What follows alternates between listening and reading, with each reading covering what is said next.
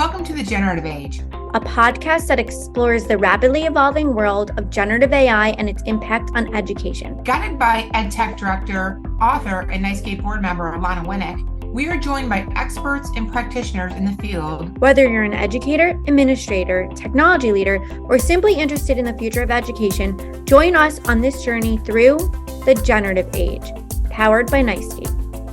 In this episode, we welcome cool cat teacher, Vicki Davis. So I'm sure most of you know who Vicki Davis is, but if you don't, we're just going to spend a little bit of time getting to know her. Before we do that, I just want to say that when I first started my career in educational technology, there weren't many people that were out there in the ed tech space. And Vicki was one of my idols. Was there many other people? When I started, I thought I was late to the ball game. Can you tell me a bit about how you got started doing that? I went to the GAETC conference in 2005, in November 2005. I thought I was the last person on the planet who had not heard of blogs, wikis, podcasts, and Web 2.0. And I felt like a failure. So I wanted to go back and teach my students all those things, but I knew that I had to use it first. So we started with wikis because cooperative learning was a big thing, but I wanted a blog. And so actually one of my students that I've written about is in some of my books. Casey helped me name my blog. And she's like, well, we're cool. We're the Wildcats. So you be the cool cat teacher. And I'm like, okay, well, that sounds cool.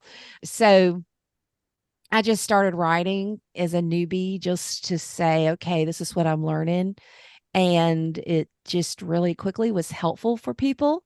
And I was like, well, cool, this is awesome. And it's taken me completely around the world. And it's just been one of the greatest things ever. Mm-hmm. And so you are a blogger and you are a podcaster as well. Yeah. So if you don't know about Vicki's podcast, it's called the 10-Minute Teacher Podcast.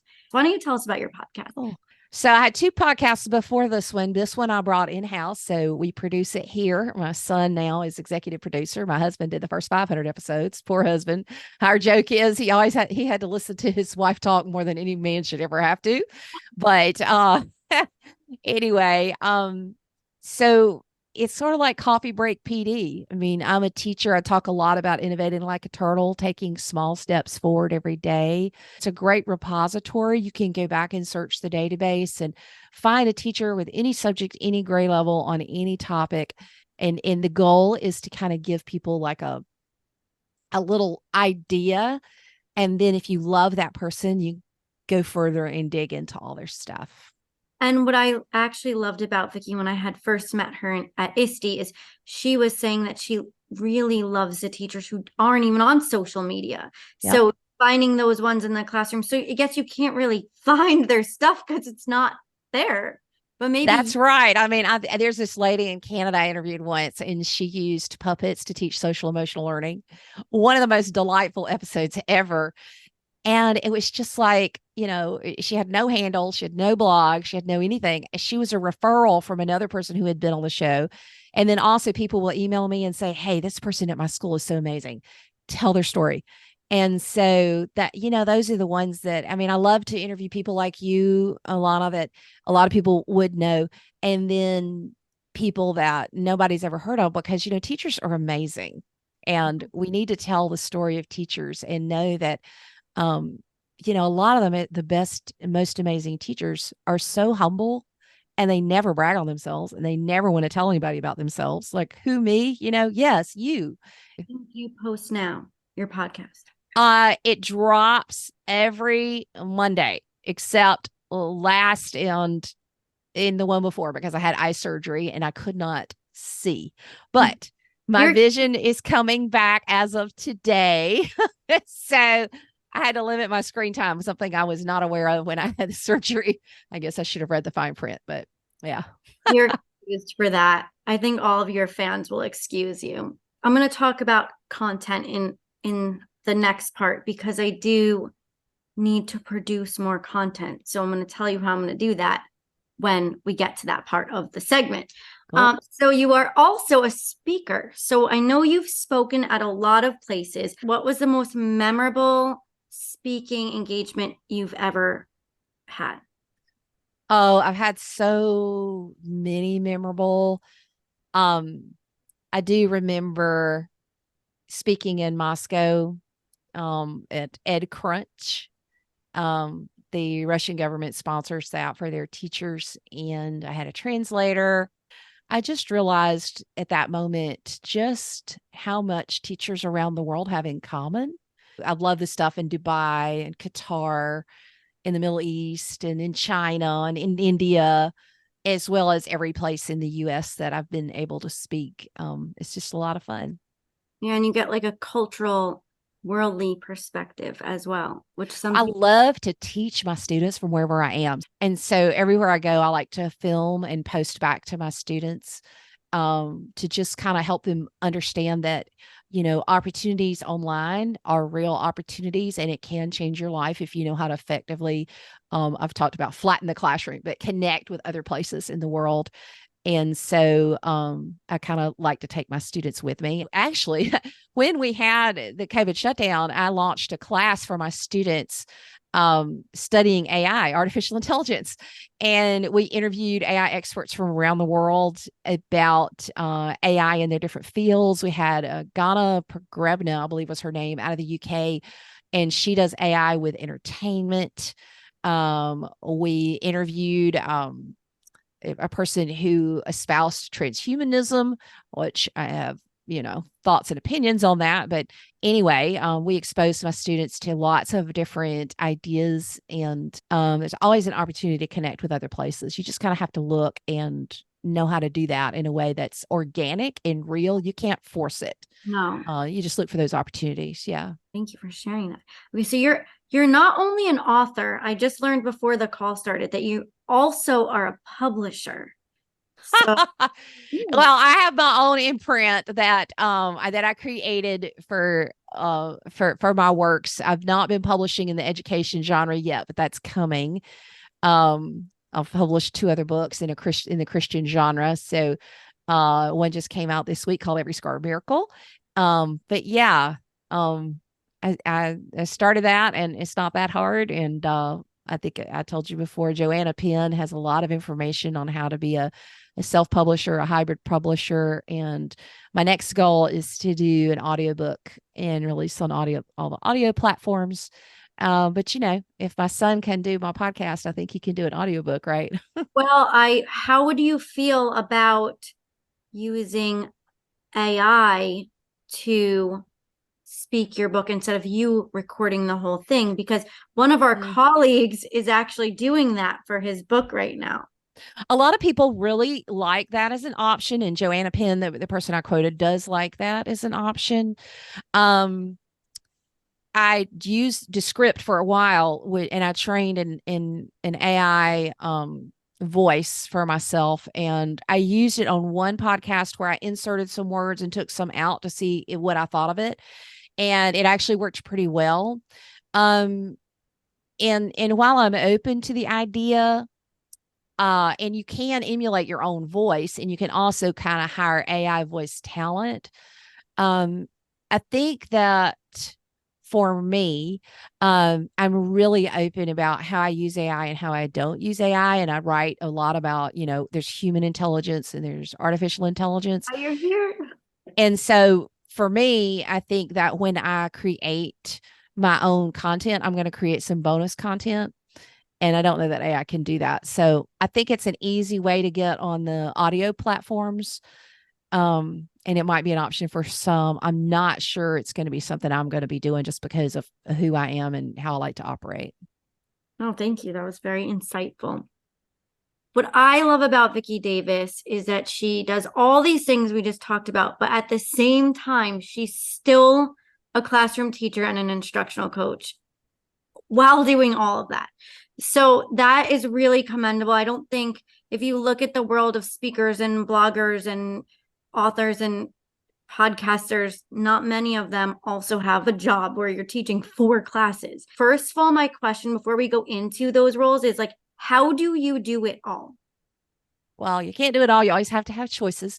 But I at my school where I am currently, one reason I shifted to this school 6 years ago was just understanding the challenges of being able to follow my calling to be in the classroom, and still also my calling and love I have for teaching and teachers. Teachers need people in the classroom talking about how to do it, who get it. And here's the thing is one teacher might find me helpful and one teacher might find you helpful. Like I don't believe in playing king of the hill. I believe in making a bigger hill. But I go in around 11 and I spend all morning with podcasting, blogging. I'll release a newsletter every Tuesday. That'll kick back up. Well, it kicked back up last Tuesday. Even though I was practically blind, I dictated it. But, but this is year 23 for me. So it's been a lot of struggle, but it's a choice. I have a dear friend, Angela Myers, who I haven't seen in a while. You Matter. That was her thing, right? You Matter is, yeah, it still is. And she was like, we had just gone to dinner and then we had gone back and we were getting ready just to hang out. And she pulls out her laptop and she's writing a blog. And she's like, I have to blog X number of times a week. And I'm like, okay, I can have that discipline too. So I think it's a matter of setting the goals for what you want to do and how much content you feel like you can create and still have a life, but then also being kind to yourself. Like I had to, last Monday, I started feeling guilty because I hadn't released the podcast. And I'm like, listen, I only have I have these two eyes. Yeah. If I hurt my eyes, what message am I sending to teachers who I tell them to take care of yourself if I don't take care of myself? So, yeah. I love that. And that goes back to the human intelligence thing and all about like being human, right? But so first of all, before we keep going on, what classes do you teach? You teach 4 classes. What are they?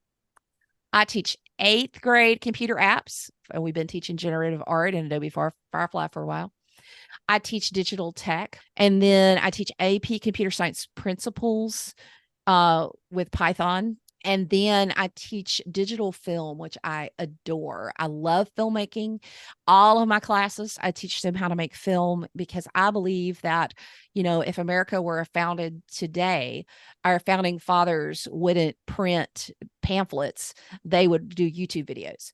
And so I think that creating film and being able to communicate in that way is it's as important as the essay. Call that the end product because different students can showcase their knowledge differently, and that's just one end product, right?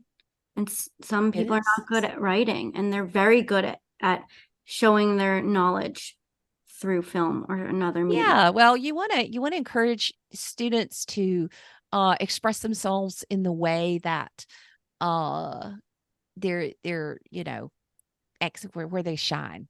Yeah, their talent. Okay, a few more bullets before we keep hopping right along. So you're a mom of 3, including 2 with learning differences.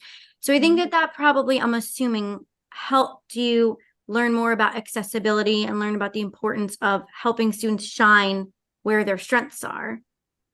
Absolutely.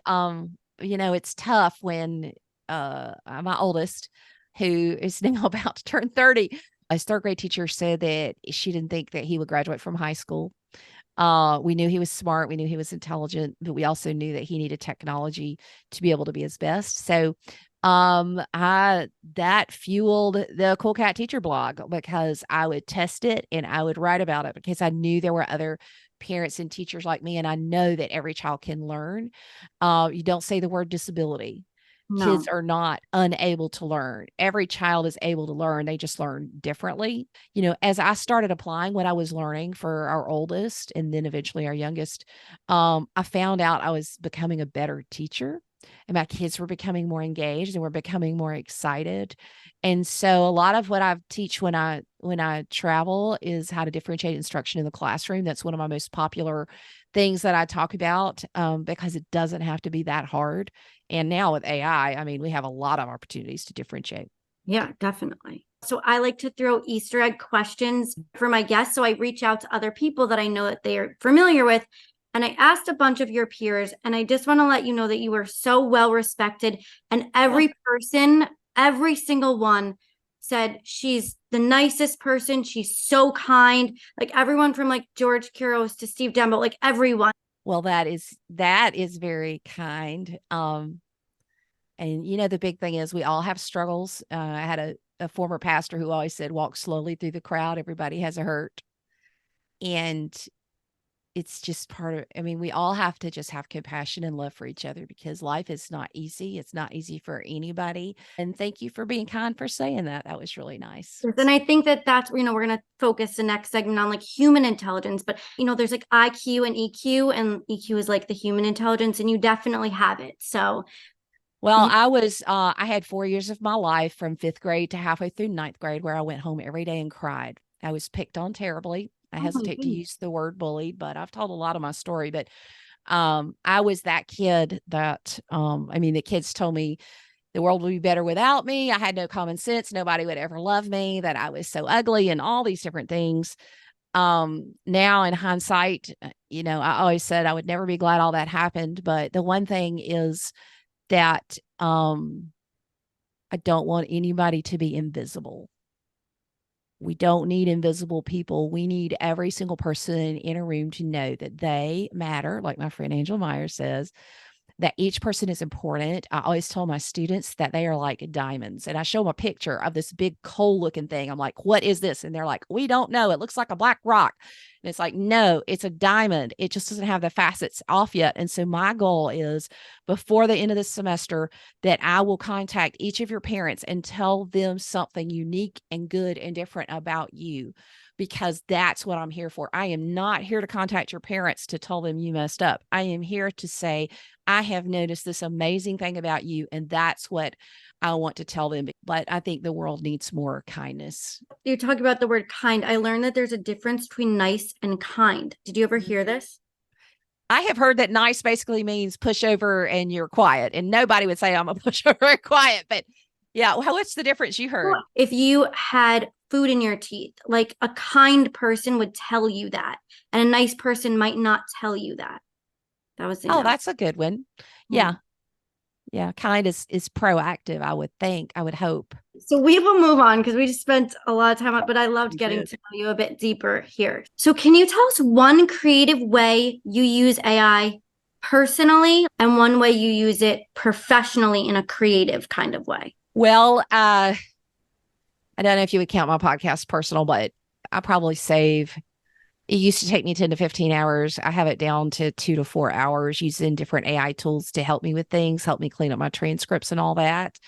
I am actually testing a lot of AI with voice, and I'm really not happy with any of it yet. I would like it to be able to help me there because I spend some time in the car. I love perplexity.ai.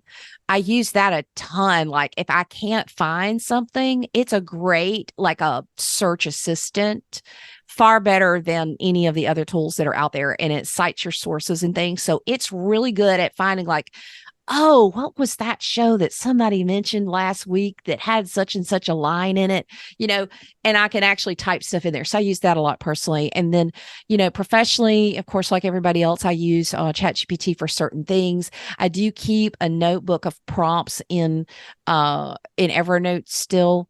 And really like that. I haven't heard the Evernote in quite a while. I still use Evernote. I tried to go to Notion. I really tried. It's just not searchable enough. I love the book Build a Second Brain by Tiago Forte, and fantastic book, because here's the thing. As we move into this AI age, ideas become our currency. I talk to my students a lot about not having idea bankruptcy. You need to have idea wealth, and you need to learn how to create ideas, because that's one unique thing that we do. And so we have to learn how to nurture those ideas. And I think that the building a second brain philosophy that he has works. And they actually are adding some really cool things to Evernote, including an AI search that they just released. There's a new owner out of Europe for Evernote, and I actually am pretty hopeful, but I really tried to use Notion, but it wasn't searchable. Like it wasn't flat enough to search stuff, and I could never tell where I had put my stuff. So yeah. You just said Evernote, girl. It's fine. You could stay with it. I keep going back. I try to leave and then I end up back. But all your stuff is there. At this point, you're probably not moving. You just got to own it, right? I've got a system. I'm a bit of a geek. I have like an Elgato Stream Deck. I have these 3 monitors. I've got like this really cool system that's working that is going to be in my next book. So. Don't break what doesn't need, don't fix what's not broken. That's a saying. That's right. Yeah. So how do you envision the future of education in a world with artificial intelligence? Well, I feel like that a lot of teachers are asking the wrong question. The wrong question is, how do I tell if they used AI on this assignment?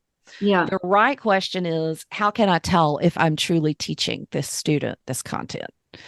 And no, it's not our quote fault if they use AI. Okay, so I'm not saying that. However, in the age of AI, the issue is that the students who are your most intelligent students, who spell the best and write the best, are going to be the ones who are best at getting away with using AI. Your students who are your weaker students, it's going to just stick out because you're going to know that Johnny didn't write that, but you might believe that Susie did. Right. Well, we have to understand that in a world of AI, there's inherent bias in teaching the way that we have always taught. So, I've talked to college professors who are going back to blue books and writing by hand. There are a lot of things that are going to be happening at the college level that also impact us in secondary school that we've got to know. So our pedagogies have got to shift.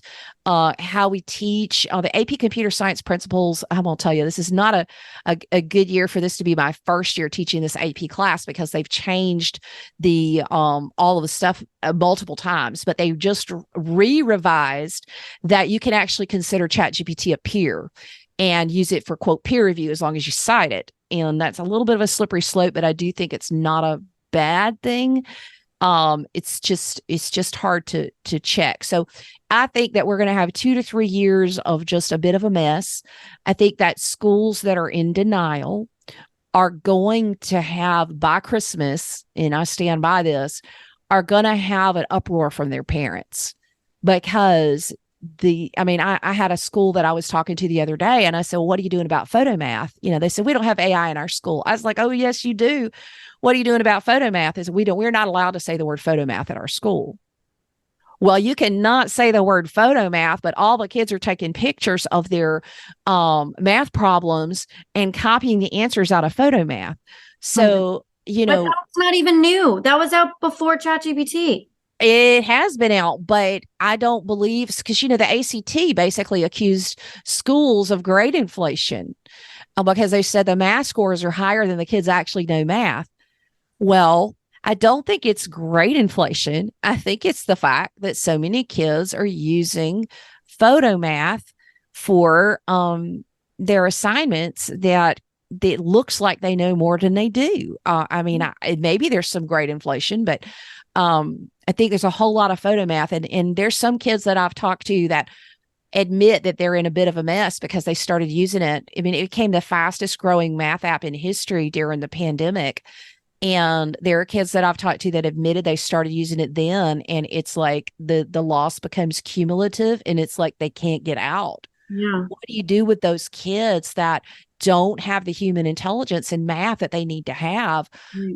Because in order to use AI, and this is one thing I caution my students with, you've got to have the human intelligence knowledge base in that area to supervise AI as you use it in that area of knowledge. Because when you don't have a knowledge base in a particular area, using AI in that area where it's not been proven to be 100% reliable is a really slippery, dangerous place to be. And you're going to set yourself up to be deceived. So I think that it's going to be 2 to 3 years of a bit of back and forth controversy and issues that are going to happen. I do believe that we will end up being better teachers 100%. And that those who have embraced authentic learning and project-based learning and differentiated instruction and all the things we've been talking about in technology since I started blogging, I know. are already ahead of the curve because you are authentically teaching already. I know. So like my whole slogan is like process over product. And I have like process greater than product. That's like the thing I put in every presentation I do. Because if you are truly assessing the learning process, Mm-hmm. you don't, that's not even a conversation that you're going to have about the gotcha moment, because it just, you've watched the student progress and you've watched the work and you watch it develop, and you're not, that wouldn't even be a conversation for someone that's doing project-based learning, or sort of like a flipped classroom approach, or any of the things. Yeah. It just wouldn't even be a conversation. Well, the interesting thing is, people used to say, I had William, one of my students, on my podcast, and I said, well, why are kids using the ChatGPT? And he says, well, they want the easy A. And of course, I have concerns about kids thinking that using AI is an easy A, but I have caught kids who just want the easy C. You can actually tell ChatGPT to write with a certain number of grammatical and spelling errors. Wow. And I have seen it happen. I have seen kids do it to try to get the easy C. So just because it has spelling and grammar errors does not mean that AI didn't write it. And we have to, part of being a leader is admitting the truth. If you can't admit the truth to yourself that you cannot tell who is using it, why should you have to change how you're teaching so they're doing it right there in front of you? Or like I'm doing with Python, I'm using Code Combat. It has AI built in that helps me teach the kids in it, So I'm doing like a TEDx talk at the NiceGate conference. Sorry to give away for everyone, but one of the things that I say is I am like a perfectionist, and I need it. Like I need an A. I don't know why. I just can't get over it, but I know it should be about the learning process, but the A still, so I call it the scarlet letter. Oh, it's supposed to be a good thing, but like, is it? I don't know. Sometimes if you get the C, but you really tried and then you learn and grow, I think sometimes that's better than just getting the A right away. Well, I told my teachers that if we didn't deal with this issue, that we might have to deal with the fact that our best educated students are our B students. Yeah. Because the A students are not, and I talk to my kids a lot about, I'm like, is it in here? Do you have the human intelligence to supervise the artificial intelligence so that you bring what's your best to the table, it brings what's its best to the table, and then you can accomplish more. So I like to do landscape updates and give everyone an update on what's been going on in the world of generative artificial intelligence. So since my last episode, OpenAI, so you can dictate your voice, you could input with voice, and it can speak back to you. So you could input and output with voice, and also you could input images and ask the AI about the image. So Vicki, as someone who likes to focus on learning differences and abilities, how do you think that this will change the way that we interact with AI, and how will it improve student? Well, yeah, honestly, I have basically spent the last 2.5 weeks blind, and tried to use some of these things. And this is what I found out, is that you need sight to set it up. Okay. That's all I'm saying is almost every accessibility tool that I tried to use, you needed your eyes to set it up. I don't think we have true accessibility until we can initiate starting with talking to it. I basically ended up having to do a lot of communicating with Siri, and was not able to use this a lot. But I do think that eventually this will be useful in many ways. The big thing is we need transparency, we need accountability, and ChatGPT is great for us, but if I'm going to use it with students, I have to be able to supervise it, and I can't supervise it yet. But Conmigo, has some possibilities. It's a great option once we're all able to sign up in our schools. So this is going to be very interesting as it becomes multimodal.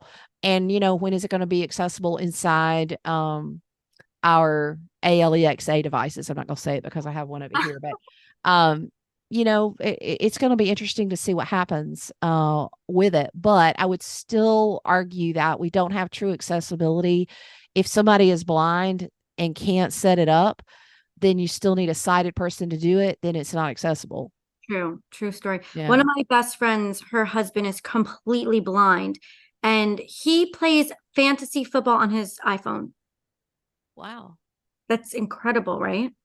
And I watched him shave. Like, I don't know how he does all of these things. It's amazing. Well, you learn and you do what you have to do. And I've only experienced it for 2.5 weeks, but I know I spent 3 months not walking, and I learned so much about handicapped accessibility. And the fact that most places that say they have handicapped accessibility absolutely do not. Our world is not accessible for handicapped people. The bathrooms aren't accessible for handicapped people. That we pretend like we are, but we're not. We need people to test these things that do have accessibility issues, and we need to start listening to those who have accessibility issues. Process, right? You got to start with empathy. It's like human intelligence. You need human intelligence, like empathy, when you're designing these things. Yeah, empathy and some real world testing. And how are they going to set it up? How are they going to, let's really use AI. Let's let the AI, you turn on your computer and you say, "Hey, I'm blind." Okay, let's go. When are we going to get there? Yeah, I love that. Okay, next update. So I took this right from your blog. So why don't you share this update and tell us a bit about it? Well, Microsoft Copilot is in Windows 11. This is basically ChatGPT built right in when you use creative mode for Copilot. Copilot will be in all the 365 commercial consumer tools November 1st. And you can chat with it right inside. There's some really cool things that have happened in Paint. Some generative art is actually being built into a lot of Microsoft's tools, as well as being able to chat with it. And the cool thing is that I know when I was IT director, and you probably do this, Alana, how much time did I spend helping people fix their projectors or fix their sound?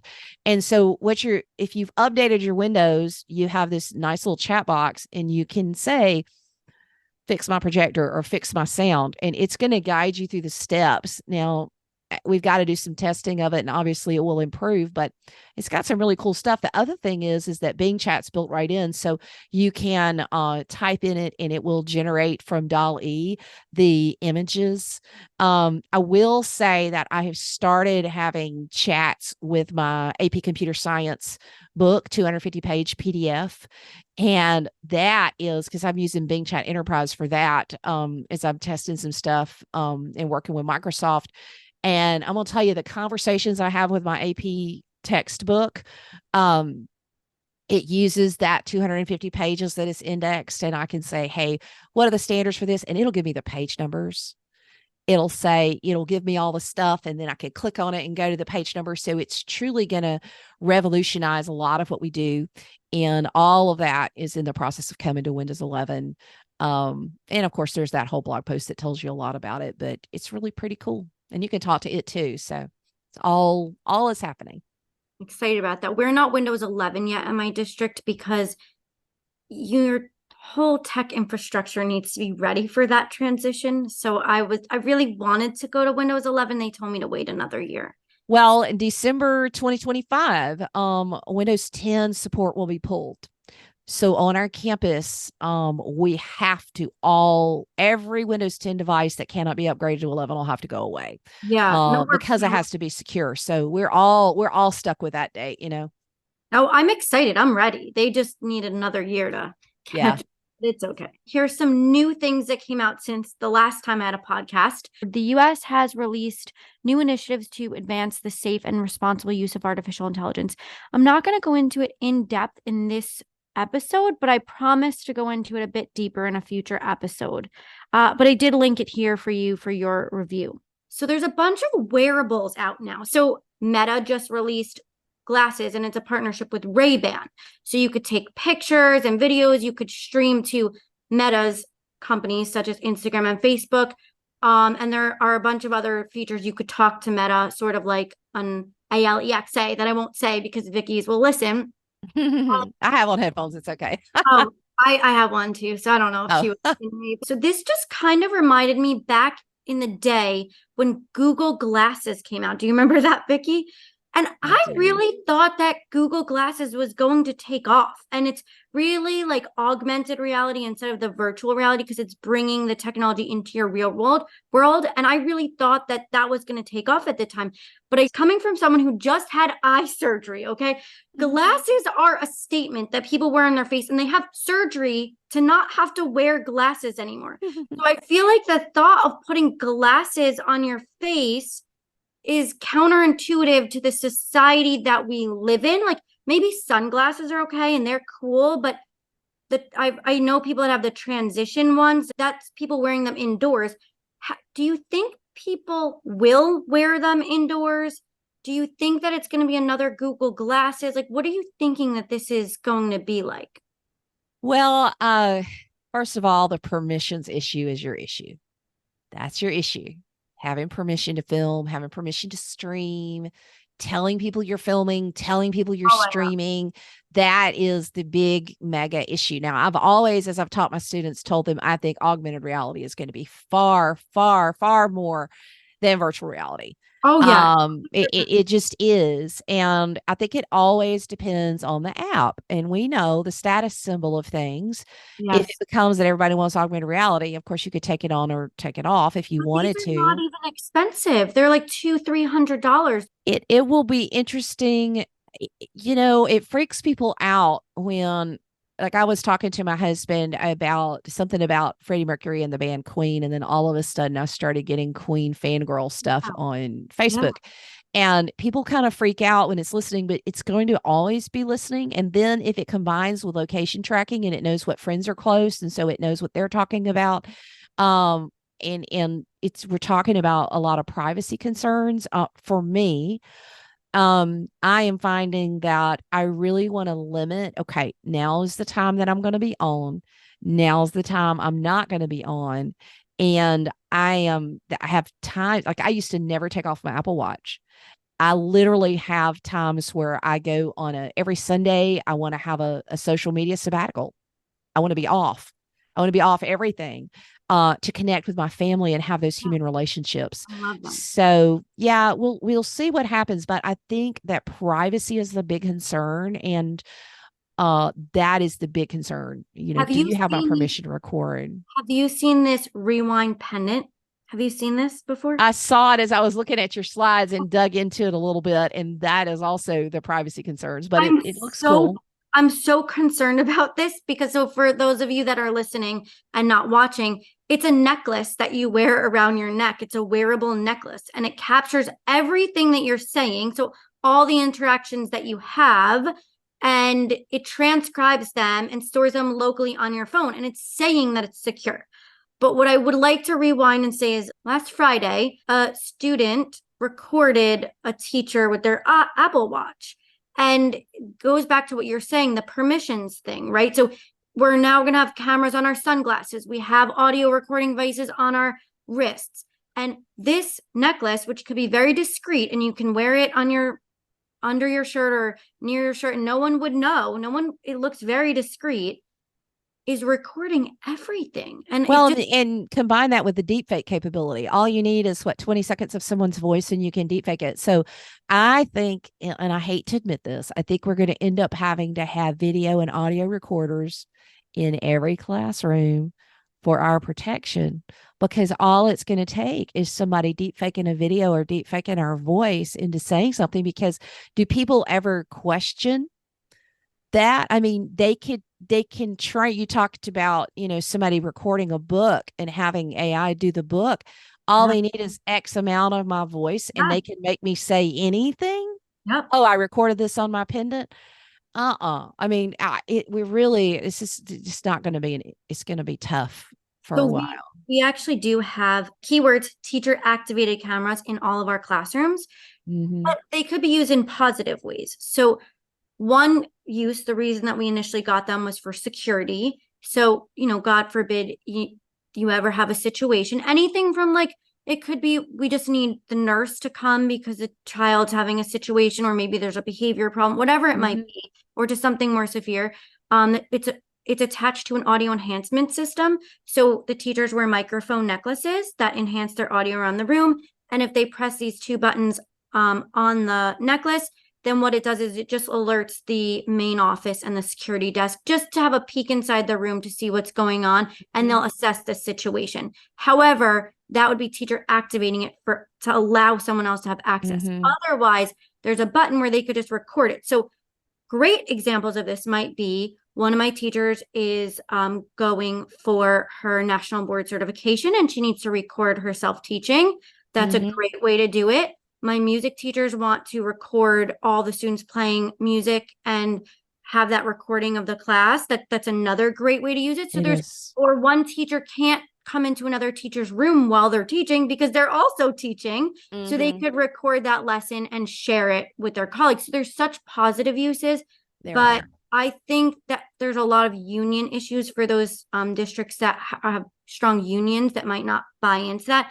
But I think, like what you're saying, a teacher might want to cover themselves and record things just to have them for their own protection. We're entering a new day, and it's not an easy day, but I just think that it's just too easy to record, and it's also too easy to deep fake. And I have dealt with all of these things. And so I don't know the answer, but I will tell you the teacher initiated recording actually sounds like a lot of good protection for teachers to me.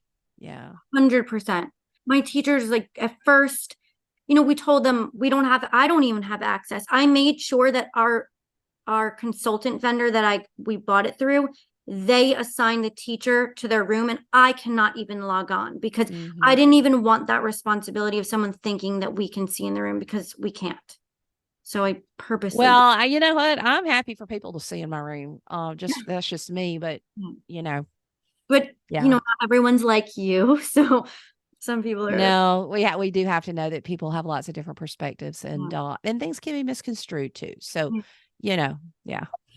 All right. So this was a recommendation from George Kuros. So he told me that, and this goes back to what you said, that I need to have more frequent content. I was only posting once a month, and he said that's not enough.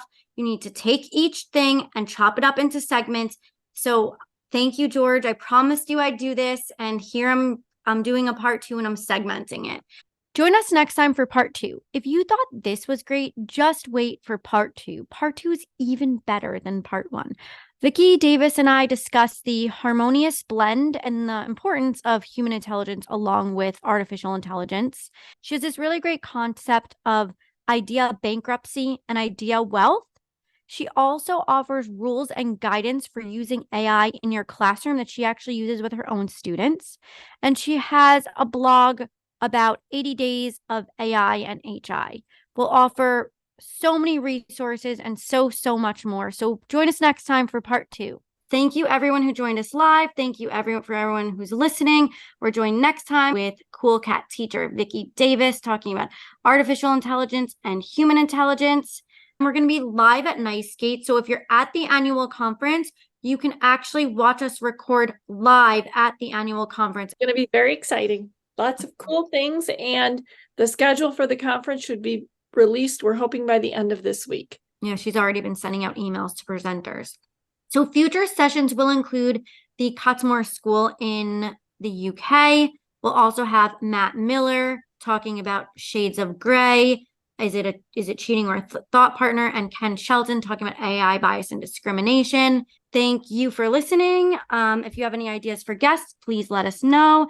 And a big thank you to NiceGate for powering these podcasts. Thanks for tuning into this episode of The Generative Age, powered by NiceGate. For a deeper dive, check out my new book titled How'd You Guess? The Generative Age, now available on Amazon. Our journey may pause here, but the conversation doesn't need to end. Stay connected and informed by following me on social media at Alana Winnick and subscribing to my newsletter, all conveniently accessible on my website, alanawinnick.com. Don't just listen, be a part of it. With your free NiceGate membership, you can join these live discussions, enroll in our free Generative Age NiceGate community, where you can share resources, ask questions, and collaborate with like-minded colleagues. If you enjoyed this podcast, consider leaving a review and telling a colleague or a friend. We've got so much more in store, so be sure to join us next time for another exciting conversation. Until then, keep learning and keep growing in the generative age.